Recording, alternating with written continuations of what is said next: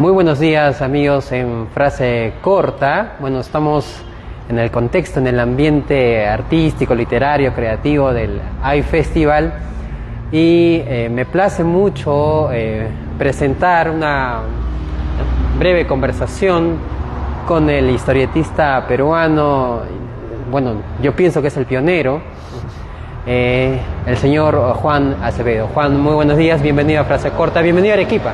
Muchísimas gracias, Jorge Luis. Yo feliz de estar en Arequipa. Estudié aquí en tercero de media. Tienes entonces un, sí. un recuerdo arequipeño. Un recuerdo arequipeño.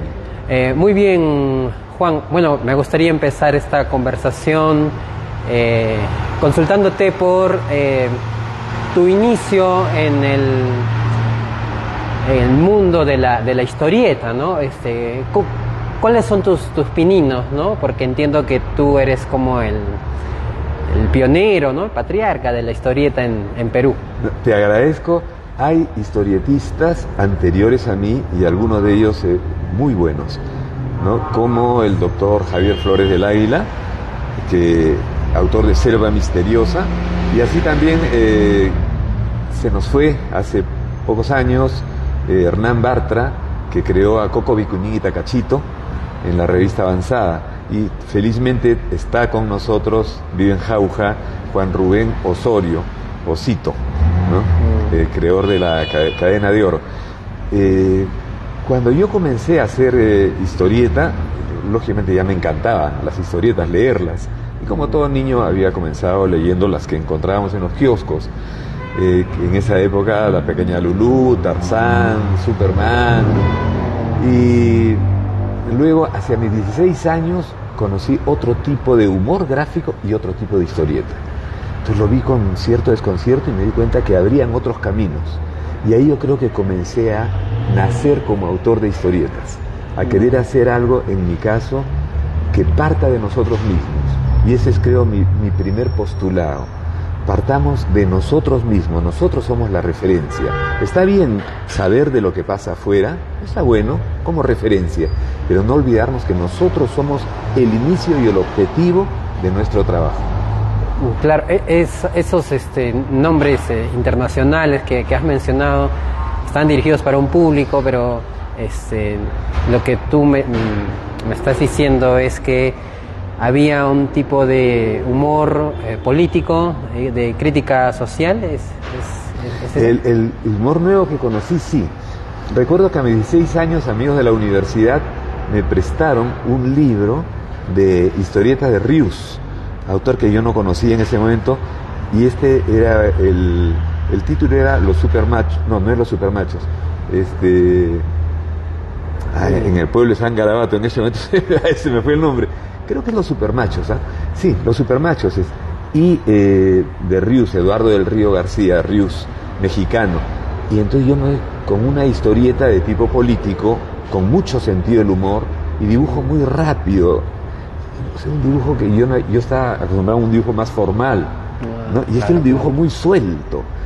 Y los amigos me pidieron que yo haga algo igual para el Perú. Yo dije, igual no. O sea, yo ya tenía metido el bichito de que tenemos que ser originales, no tenemos que copiar. Al final no hice la historieta, todavía no había madurado yo para hacerla, ¿no? Y años después, ya una década después, creo al Cubi, ¿no? Antes de entrar en cámaras, me comentabas que el Cubi, que es el personaje con el que, todos los que te hemos leído te familiarizamos, ¿no? Está a punto de cumplir 44 años. Exacto. ¿No? Entonces, ¿cómo ha sido esta evolución desde que creaste el Cubi, ahora que está a punto de cumplir un año más de vida, ¿no? Sí, dentro de una semana, el 19 de noviembre cumple 44. Me gusta ese 44. Según los chinos es lo máximo. Y entonces hay tanto que contar, ¿no?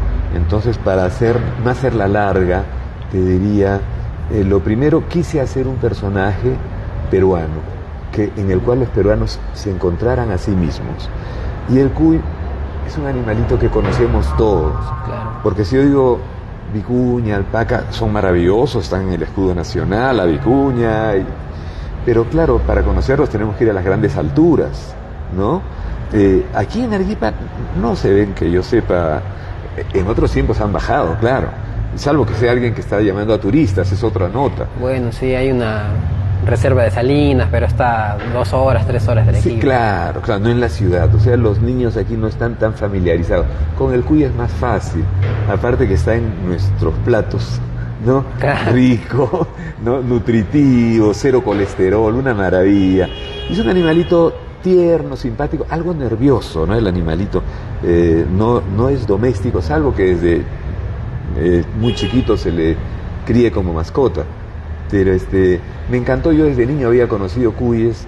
Mi papá era de un pueblo que no está en el mapa, pequeñito, en Otusco de la Libertad, ¿no? A 1 hora y media de Trujillo.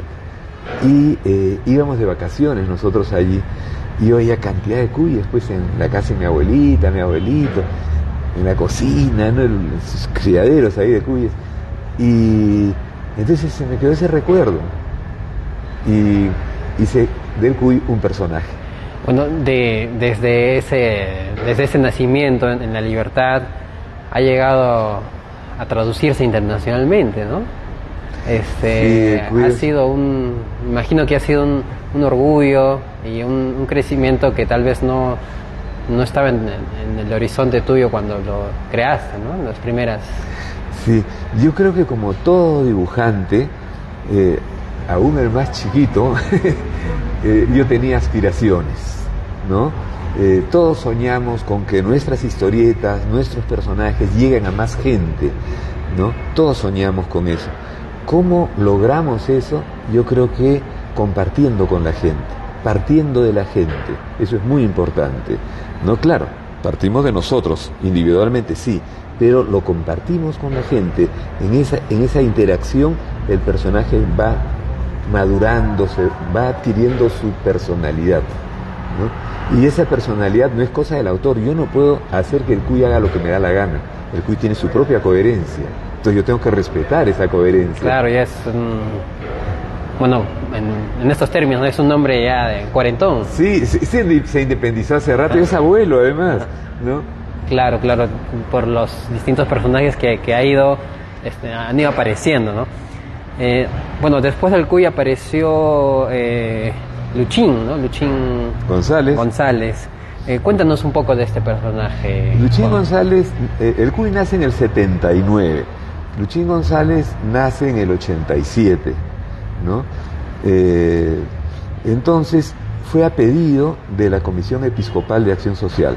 Me llamó Monseñor Metzinger, que él había sufrido, digamos, en carne propia lo que era la violencia en la Segunda Guerra Mundial.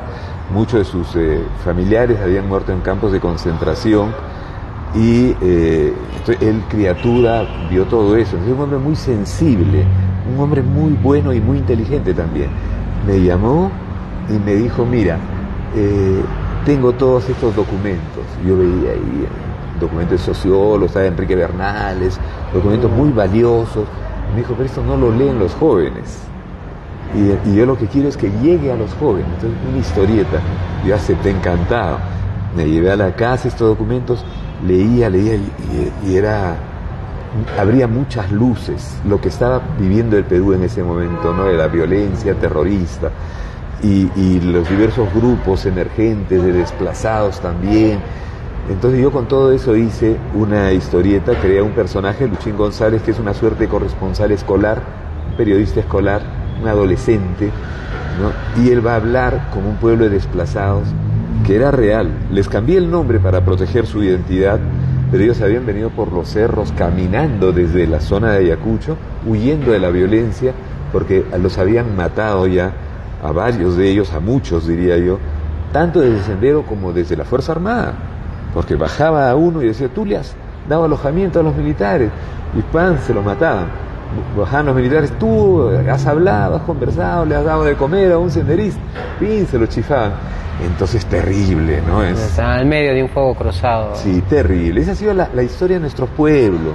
Entonces hay que pensar en ellos fraternalmente para que ojalá la reconciliación se diera, ¿no? Porque esta gente ha sufrido mucho. No podemos reconciliarnos con la violencia, ni hablar, ¿no? Eso es imposible, porque sería una contradicción. tiene que haber un arrepentimiento sincero de todas las partes que ejercieron la violencia, ¿no? Pero tenemos que partir de aquellos que han sufrido la violencia para, ojalá, ensayar políticas de reparación, ¿no? Personal, psicológica, comunal, y ayudar a esta gente, ¿no? Bueno, en ese sentido yo quisiera ahora consultarte, ahora que me estás contando que el Señor te dio una cantidad de documentos, entonces esos artículos que, como tú muy bien dices, no leen los jóvenes, ¿cómo se traslada, ¿no? un documento, un artículo científico, académico, a una historieta que puede ser leída por un chico de 12, 13, 15 años, ¿no? En una esquina de un kiosco, ¿no? Uno tiene que pensar como autor, tú has dicho bien, puede ser leída, ¿no? Entonces, en este caso el encargo es tiene que ser leída, ¿no? Entonces, aparte de que se puede, se tiene que lograr. Esto mismo, ese desafío para la historieta, eso mismo tenemos que ponerlo en nuestra vida nosotros. Podemos y debemos ser más justos, ¿no? Podemos y debemos ser comprendidos por la gente. Entonces, no hacer pues artículos, ensayos solo para nosotros, algo que sea para el mundo académico, ahí se entiende, lo van a leer personas que ya tienen un nivel, ¿no? Un interés, una formación, pero pensemos en los jóvenes, y tú has mencionado incluso niños, chicos de 11, 13 años, hay que partir entonces de ellos. Y yo, la referencia también soy yo, me acuerdo de cuando yo tenía esa edad, que me gustaba leer, y pienso en ellos, se aburrirá o no cuando yo hable de estas cosas. Entonces tiene que haber mucha acción, la acción llama la atención, ¿no? Tiene que tener un ritmo narrativo. Eso no se aprende en ningún lugar salvo leyendo uno. No lo enseña a nadie hasta donde sé yo, ¿no? Entonces, yo leía, por ejemplo, Tintín, ¿no? De Hergé. Y Tintín tiene un ritmo muy interesante.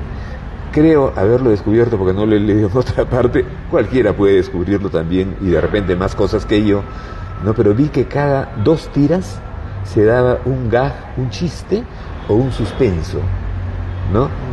Y no era una cantidad de suspensos, no, eso era arbitrario, era como la corriente del niño, no sabemos cuándo va a llegar, ¿no? Y entonces había ese ritmo, si cada 2 tiras, o un chiste o un suspenso. Entonces eso ya te crea un ritmo narrativo y te hace interesante la historia. Hay otros ritmos, que pueden ser la página entera y ahí se da. Hay otros que lo hacen cada tira, cada banda, introducen ya este factor, ¿no? Luego los textos, haciendo honor a frase corta, ¿no? Tienen que ser breves los textos. A veces inevitablemente queremos explicar algo y tiene que ser un poquito más largo. Ya, puede ser, pero y luego combinar eso con viñetas en las cuales casi no haya texto, de manera que se compense de pronto una en la cual haya mucho y otras en las cuales más acción. Entonces uno va creando ahí su ritmo, ¿no? Entonces es importante advertir el ritmo narrativo, el ritmo visual también. Ver la página como un conjunto, como una composición, no solamente hacer la narración lineal, tener en cuenta la estructura, ¿no? En que va inscrita esa narración, ¿no? Y varios temas más así, eso es parte del trabajo. Juan, ahora yo quisiera consultarte, ¿no? Porque a medida que me vas narrando, ¿no? Todo este desarrollo, yo pienso que en los medios masivos de comunicación tradicionales, ¿no? Había espacio, ¿no? Para las historietas, ¿no? Y cosa que ahora creo que no hay o hay cada vez menos, o las historietas han encontrado en internet o en las páginas digitales un apoyo, un respaldo también para llegar a otro tipo de público, ¿no? ¿Cómo tú ves ese desarrollo, ¿no? Mira, es bien interesante lo que está pasando con la historieta. La historieta nació en el papel, ¿no? Y entonces, atendiendo a su naturaleza, Román Gubern dice que la historieta es tinta sobre papel, ¿no? Esa es su naturaleza. Y así nació a fines del siglo XIX, ¿no? Bueno, es un consenso de los estudiosos que es en el año 1896, con una historieta, ¿no?, del Yellow Kid. Esa es una convención. Siempre habrá gente que puede discutir y dice, no, había antes, y tendrán razón. Pero esta es la primera secuencia que se hizo con globos, ¿no? ¿Ya? Entonces eso no lo tienen las anteriores. Bueno, esta historieta, ¿no?, inicial, tinta sobre papel, para representar la realidad, es tinta sobre papel, no tiene sonido real, como el cine, que tiene esa ilusión, no tiene movimiento real, que el cine tampoco lo tiene, pero en nuestra retina se crea la ilusión del movimiento por el ritmo de fotogramas que pasan por segundo. En este caso, la historieta recurre a la palabra escrita para el sonido, ¿no?, a las onomatopeyas, ¿no?, y las dibuja de manera que no solo imita a través del vocablo, sino de la forma en que se dibuja. Por ejemplo, cómo salpica el agua, ¿no? Entonces, cómo se incendia algo, etcétera, ¿no? En el caso del movimiento, a través de las líneas cinéticas que expresan el movimiento, de diversos tipos de líneas cinéticas, naturalistas, abstractas, etcétera. Creas un lenguaje a partir de hacer tinta sobre papel. Muy bien, atendiendo a tu pregunta, ¿no? Ahora existe lo digital, ¿no? Entonces surge la webcomic, ¿no? E-comic, le dicen otros, y claro, tiene que ver ya no con la tinta sobre el papel, sino con otro soporte, otra naturaleza. Y por lo tanto la historieta al comienzo es trasladada casi mecánicamente. Así como la conozco en el papel, la traslado también al mundo de los videos. Hasta que pasa un poquito de tiempo y dice, pero no, si el video tiene otros recursos que no tiene el papel.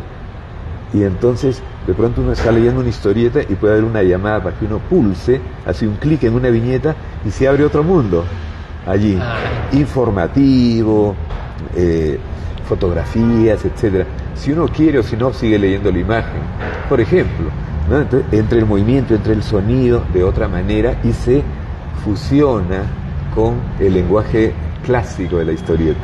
Entonces siempre se respeta esa esencia de la ilustración en la historieta. Sí.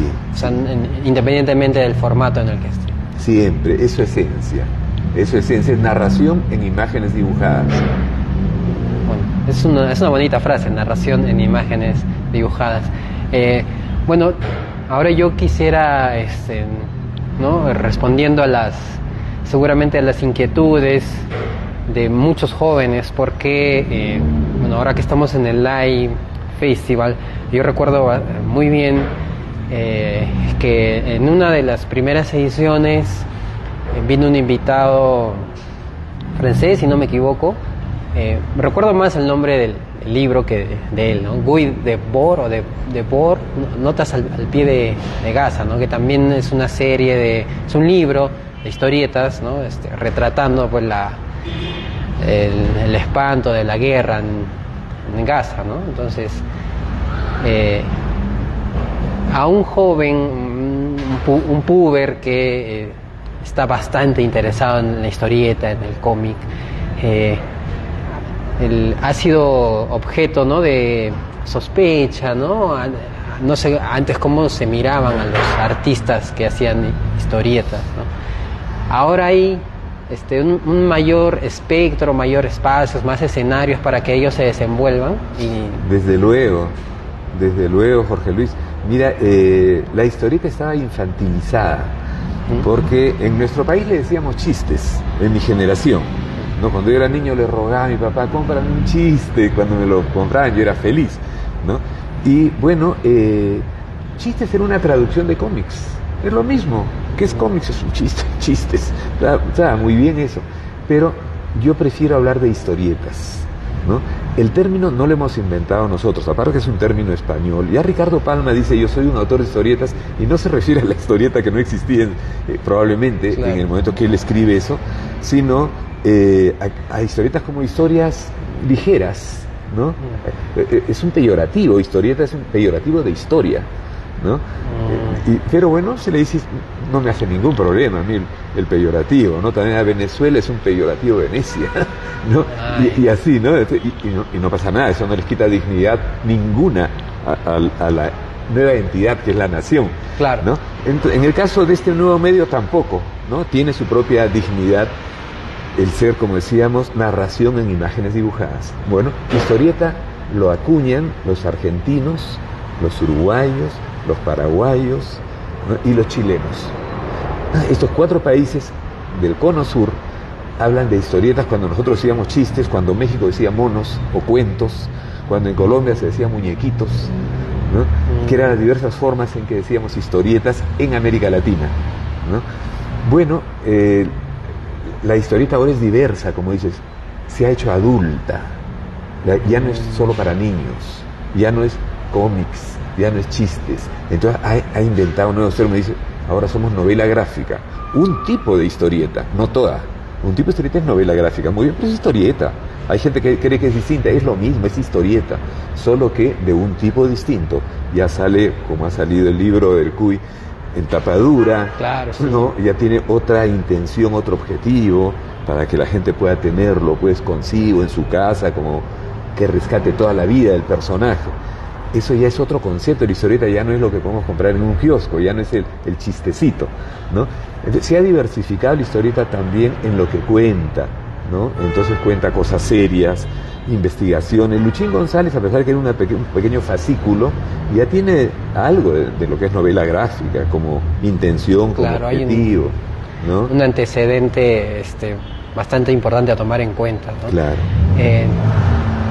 Yo, además, quiero, no sé si me equivoco, quiero rescatar que la historieta además tiene un continuo, ¿no? O sea, la que se lee hoy es un precedente de la que se va a leer mañana, muy distinto al humor gráfico, a los caricaturistas, que es solamente una escena, ¿no? Para llamarlo así, que aparece en los diarios hoy día, ¿no? A veces es difícil ponerles límites.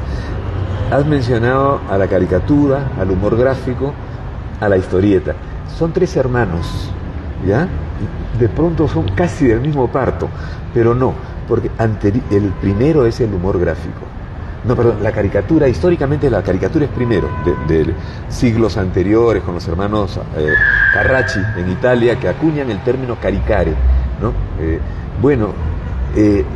El humor gráfico en el siglo XIX es anterior a la historieta, o sea, ya hay viñetas en las cuales se dan algunos globos, algunos elementos que la historieta va a aprovechar, pero luego se fusionan, y a veces es difícil, como humor gráfico se considera la viñeta sola, pero a veces también secuencias breves, de 2, 3 viñetas, todavía se considera humor gráfico. Y entonces el límite ahí es difuso porque hay historietas que pueden tener 2 o 3 viñetas nomás, y es narración en 2 o 3 viñetas, ¿no? Entonces, a nivel teórico hay desafíos ahí por resolver, ¿no? Ya depende de la vocación de cada persona. Algunas personas tienen la capacidad de la síntesis, ¿no? Y otras les gusta narrar, contar cosas, ¿no? Yo, como soy hablantín, me gusta contar cosas, pero digamos, hay autores que son de una sola viñeta y donde se resuelve el tema de hoy. Entonces tú anunciabas las que atienden al día de hoy y las que van a continuar. Puede haber historietas continuadas, pero también hay lo que se llama la técnica del encabalgamiento, que esto está desde el comienzo casi, no la ejercen todos, ¿no? Teníamos tiras, por ejemplo, en el Perú como San Pietri, ¿no? De Fairley, arequipeño, Julio Fairley, en donde cada tira era autoconclusiva, o sea, ahí terminaba, la leías, terminaba en un chiste y al día siguiente podía ser otro tema. Claro, podría estar en otro escenario, en otro lugar. Totalmente, y otra situación, otro tema, ¿no? Pero también hay las que hace, por ejemplo, Charlie Brown, ¿no? Con Schulz como autor, en donde termina efectivamente ahí, pero el tema sigue al día siguiente, se encabalga. Entonces cada tira es autoconclusiva, pero se encabalga una con la otra como una cadena. Lo mismo hace Mafalda también, ¿no? Mafalda sí, también. Porque Quino aprendió también de Schulz, ¿no? Recoge entonces de una técnica para enriquecer a la siguiente. Sí, así es.